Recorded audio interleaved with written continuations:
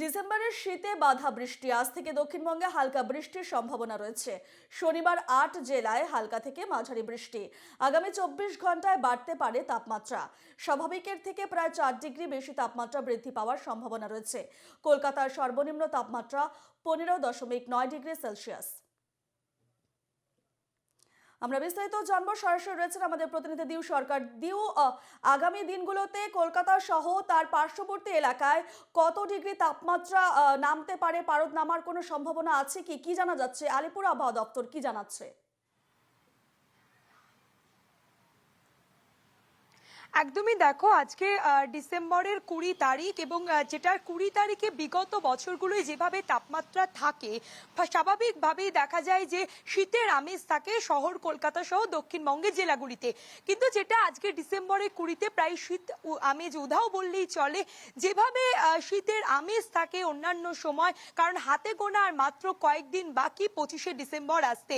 আর এই ২৫শে ডিসেম্বরের বড়দিনের আগে শীতের দেখা নেই শহর কলকাতা জুড়ে। সকাল বা ভোরের দিকে হালকা শীতের আমেজ থাকলেও বা রাতের দিকে শীতের আমেজ থাকলেও কিন্তু দুপুরবেলা বা দিনের বেলাতে তাপমাত্রা প্রায় ঊর্ধ্বমুখী বলা যেতেই পারে। এবং যেটা জানা যাচ্ছে আলিপুর আবহাওয়া দপ্তর সূত্রে খবর, এই মুহূর্তে বঙ্গোপসাগরে একটি নিম্নচাপ প্রভাব রয়েছে। সেই নিম্নচাপের জেরে আগামী কয়েকদিন অর্থাৎ আজকেও কলকাতা সহ দক্ষিণবঙ্গের ৮ জেলায় বৃষ্টির সম্ভাবনা রয়েছে।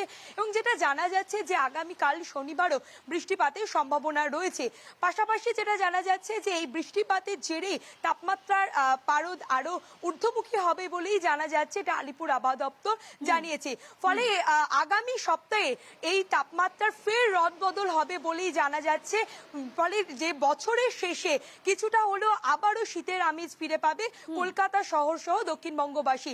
এটা যেমন দক্ষিণবঙ্গের বিভিন্ন জেলা যেমন পুরুলিয়া, উত্তর ২৪ পরগনা, দক্ষিণ ২৪ পরগনা, পূর্ব মেদিনীপুর, পশ্চিম মেদিনীপুরে বৃষ্টির সম্ভাবনা রয়েছে। কলকাতাতেও মাঝারি বৃষ্টিপাতের সম্ভাবনা রয়েছে। এবং অন্যদিকে আমরা যদি বলি উত্তরবঙ্গেও উপরের জেলাগুলিতে বৃষ্টিপাতের সম্ভাবনা রয়েছে। কিন্তু উত্তরবঙ্গে যারা পর্যটকরা, তাদের জন্য একটি সুখবর রয়েছে।